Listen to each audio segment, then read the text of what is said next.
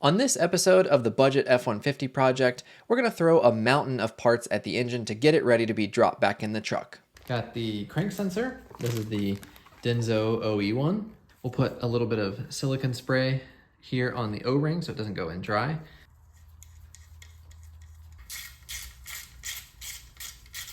And then a part that's going to make it look so much more like an engine is this new water pump. On the old one that I pulled out, this whole thing right along here was completely seized in there, so I cleaned it up with the brass brush a little bit. I'm gonna use just a tiny bit of anti-seize around it to make sure that if this ever has to come off, it's not fully seized on there again. Lube.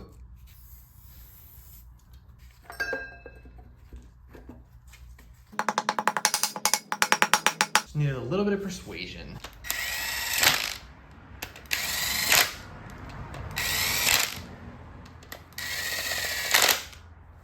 Now to find the torque spec.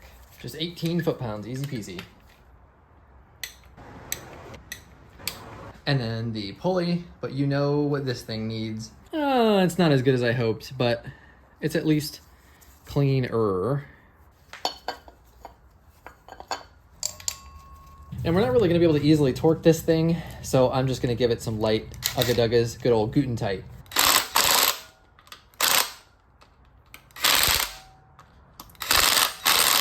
Another big addition I got is a brand new crank pulley here. The other one was pretty beat up and rusted, and I also managed to crack it a bit on this side when I was kind of trying to pry it off.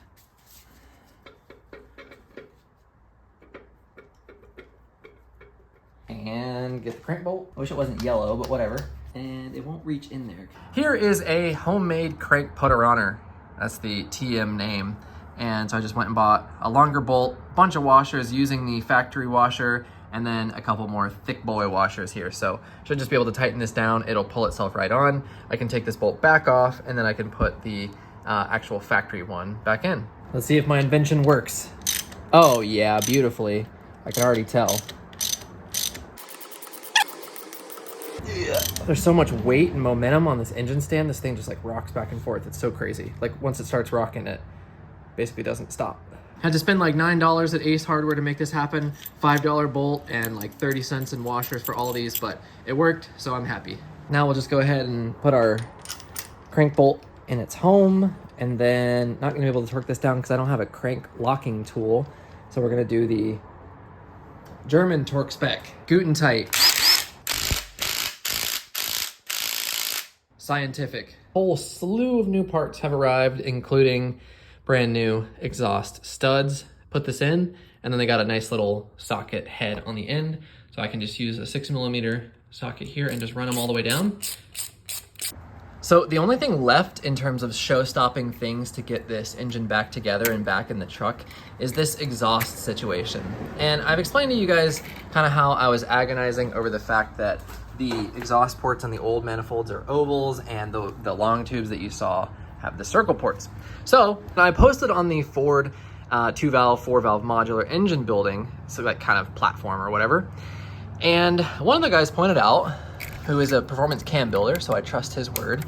One of the guys pointed out that the factory exhaust gasket, as you can see, is actually much larger than the head port. So then if I take that gasket and lay it over, the port on the actual head itself vertically is only 1 inch here. And then that means it's going to fit inside of this hole right here in the exhaust port perfectly fine. So this right here doesn't matter. Really what we need to do is kind of expand these ports just a little bit. And when I measure these, I don't have like calipers or anything ultra precise, but when I look at it, it's basically from edge to edge, it's like 1 5/8. Yeah, 1 5/8 is like pretty much spot on. And then up here, if I put it on the actual edge, it's like 1 and right between 3/4 and 7/8, whatever that fraction is, because fractions are stupid and I don't know. But really that means that we only need like 1/4 inch expanded, this exhaust manifold here. So we're gonna perform some redneck engineering. So I bought this tungsten carbide Dremel blade, and what I'm gonna do is basically just burrow out the edges on the left and right here to kind of make it more closely match. And then I'll just apply copper exhaust gasket sealant on both sides of this thing. And then we're gonna send our long tubes. Maybe this will come back to bite me in the booty hole later, but I think that it's probably not that big of a deal because I really don't want to use this old crusty exhaust manifold, because once this engine goes back in the truck, it's like nigh on impossible to swap these things out. It's so difficult once they're in the truck. And I mean, I have no idea what this condition is. These need to be milled flat, which I don't want to do. I don't want to go back to the machine shop again. Are there cracks in them? I don't know, maybe they can figure that out, but that's just not a risk I'm willing to take. Factory exhaust manifolds from Ford have been discontinued for years, and the only aftermarket one actually I can find is from that company called Dorman. Those have terrible reviews online. People say that they crack and fail after only a couple thousand miles, and I plan to keep this truck for a long time. It's gonna be a workhorse, and so I'm not about to put some cheapo aftermarket manifold on there. And not only that, but I can only find the left one. The right one doesn't appear to be available even from Dorman. So that tells me we need to get these long tubes working and just totally send it. All right, so here's my attempt at a tape template. So then I should just be able to lay this out. I'd have to find center to get it like totally dialed in. And I'll probably have to do this again, so I'm not super worried about it. Yeah, see, like if I don't get the tape just right, like it doesn't even need that much cut out on either side. Bruh, I mean, look at that. Obviously it's not pulled totally taut, but like that's like almost no material. So that means that the exhaust gas is basically gonna shoot dead center into the hole, and then just a little bit of massaging on the left and right edges, and we are going to be solid. So I'm just gonna make a little mark on the outside of my tape line here so that I can kind of see where it needs to be wallowed out. Obviously that's probably not perfect, but it'll be good enough. So that side is exactly 1/8 of an inch. And then what's this one? Okay, so whatever fraction is between 1/8 and 1/4, I have no idea. That's what this one is. Let's just see what happens. Let's go ahead and just do one of them and let's just see. I mean, that's working like actually extremely well. What's not working though is that it's sending metal shavings all over me. Ow, it hurts. Ah!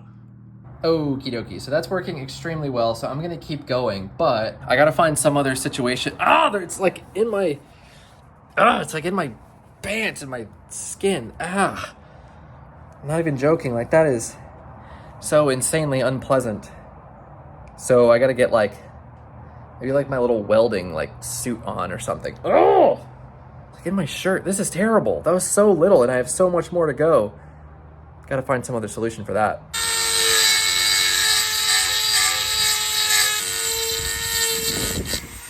Some of them aren't as pretty as the others, but part of that is to do with the fact that the weld sticks out more on some of these runners here. But really my goal was to basically just smooth that transition. So, you know, it being this oval shape, I just want the exhaust gases to kind of come into the port. So just give it a little bit of assistance on these sides where it wasn't going to meet up. And like we already established, it's not really gonna take much. I use my template as a guide on each one of these holes. So I've now done both sets of long tubes. And what I did was just use my little pink paint pen on this side and just quickly pushed it up against my little test piece here. And would you look at that, it's going to be perfect. The outer left and right edges of that pink paint pen land right there on the outside edges of the little tape, kind of thingy I made here. So I think this is gonna work absolutely beautifully. Speaking of beautiful, how sick does that look? Oh, it's so killer. So one thing that I do know is that because of the way that the starter kind of sits in here, from what I understand, you do have to bash in one of these tubes pretty good. I presume it's probably this one here. So what is that one? Oh, it's actually just this last runner right there. But man, that is not a problem at all. It's gonna look so good. And sound good too, I'm pretty sure. Long tubes supposedly give you more low-end torque, which is exactly what I want since this is gonna be my tow rig. So there's a bunch of things that we can start to put back on the engine, like motor mounts and stuff, but I didn't want to put the filthy bolts back on. So last night at around 9 p.m., I made a little concoction of water and Simple Green, like 50-50 mix. And it seems like it's working. Like that AC bolt right there is not as rusty as it was. So I bet I can take this stuff out, just lightly scrub it, and it'll be good. But man, it made the garage potent. I'm gonna get a ultrasonic cleaner at some point in the future and see how that works, because I just wanna be able to use something like that to clean off all the bolts and little pieces and parts that go back on the engine. Just make them look as good as they possibly can and make sure it's all clean. So that little bracket actually just goes somewhere right here, I believe, like that. And it holds the power steering reservoir up, like way up here. These are gigantic 18 mil bolts, or 18 millimeter headed bolts for this small little bracket. I don't know why. Okay, so let's go ahead and get our oil filter housing slash our lower radiator hose, kind of whatever this thing is called, block back on here. Got a new gasket for it, and then these are some of the bolts that were in my little thingy, like my little concoction pan there, and you can see they're still pretty dirty, but it's okay, I guess. Oh, and by the way, I went ahead and scored this up a little bit with just a regular Scotch-Brite pad, just to try to give the gasket something to grip to other than just paint. I didn't go super crazy on it, but I didn't want to just leave it just raw paint. Then this little switch just threads in right down here, and it's like a 27 mil, but I need a deep well, which I don't have. So we'll just go with one of my favorite tools, handy dandy adjustable. And this doesn't need to be mega tight because it's got some factory red Loctite on it, but I'm gonna go until it feels like it's either bottoming it out or nice and tight. I also wanted to try to get the actual clip part of the connector facing like a direction that isn't the engine block. It would suck to have an oil leak from this spot. I have 3 of these oil filters, and I would rather bash this thing than destroy the threads on here. I'm gonna use it anyway, so might as well go ahead and put it on. Next thing we're gonna do here is get this new AC compressor, new Denso compressor mounted up. This is nigh on impossible to do while it's in the truck. So I'm gonna go ahead and just do this now.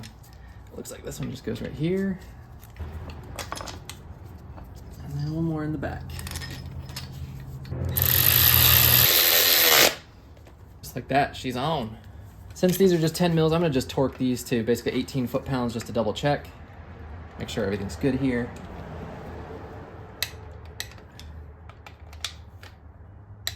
Also got a new coolant temp sensor for the back of the cylinder head here. I wasn't sure how difficult or potentially impossible it would be to swap it while it was in the truck, and it was only 20 bucks for a new one, so I wanted to get this.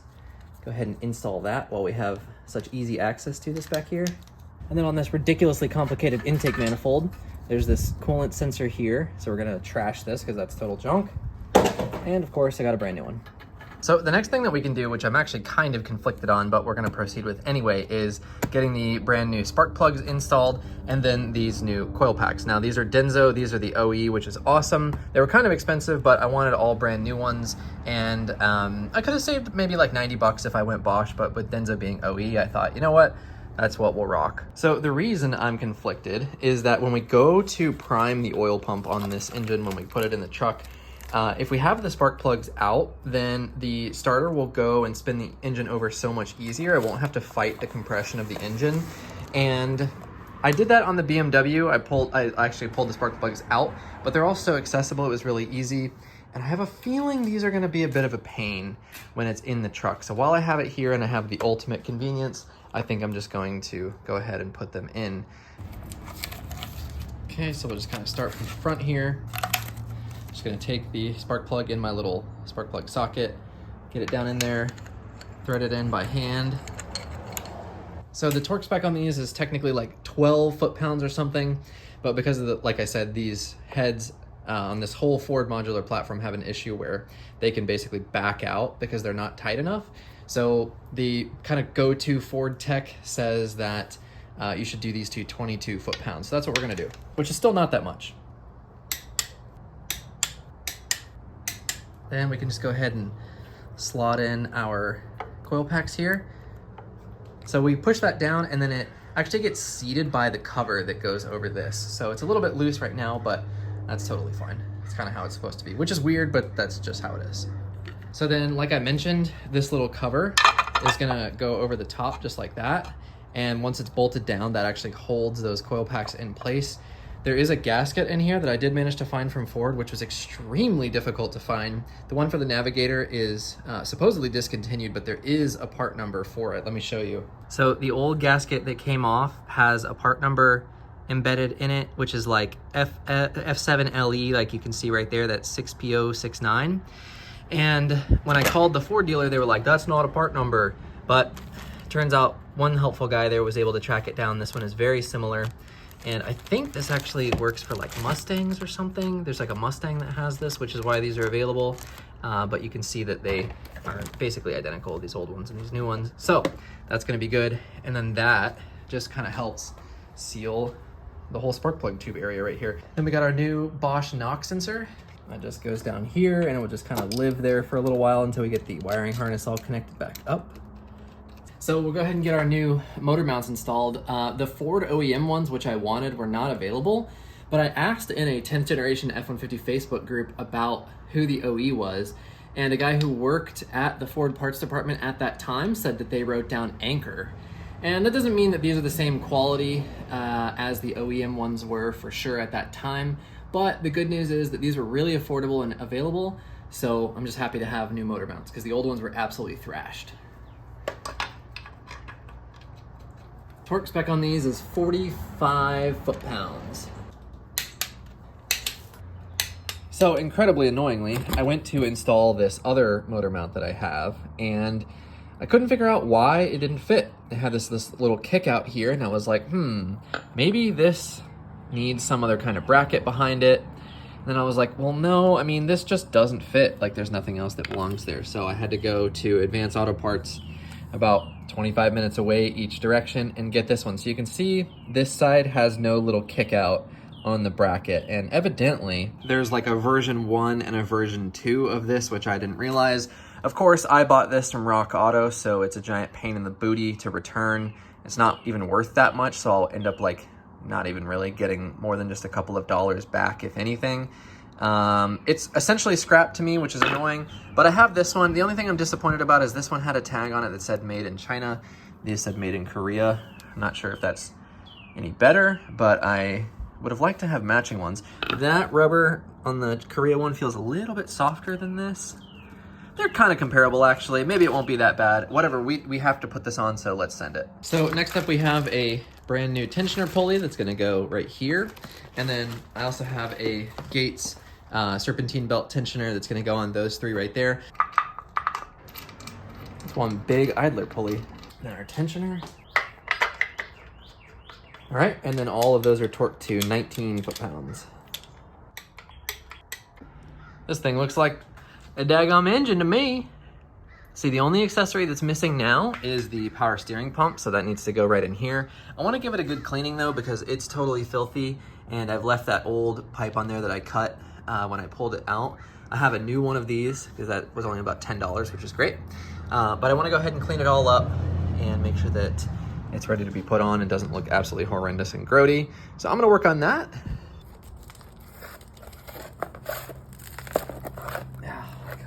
Take forever. So it turns out there's a power steering pump in there somewhere. Look at all that dirt that came out, and it's still not perfect. Like, there's still stuff buried down in there. I think it's gonna be good enough now, though. I'll try to hit it with some brake clean and do a little bit more cleaning, but that is insane. That was all caked on there. I just sat there with a little pick and a brass brush and just went to town on it. Brake clean bath did a pretty good job, so let's go ahead and get this beast mounted up here. In my bag of bolts, it only had 3 power steering pump bolts, and there's 4 slots for it. So I wonder if one was missing. Maybe this pump was swapped and they only put 3 of the bolts back because it was too difficult in the truck or something. Oh yeah, I bet that's what it was, because one of these, this one right here, is covered up by the pipe on the bottom, this hose down here. I bet that's exactly what it was. So there technically should be 4. I can go ahead and put one on there. I can find one, but do I want to? I don't know. Not the prettiest looking pump ever, especially compared to all these other nice accessories, but it's at least on now. And I'm gonna go ahead and get this old hose off here. Yeah, it's on there. Well, still over here struggling. So I went ahead and cut that old tube off so I had some ability to get a socket on it, and I'm gonna try the impact and get it out because I'm just tearing up this bolt trying to get it with regular wrenches. There we go.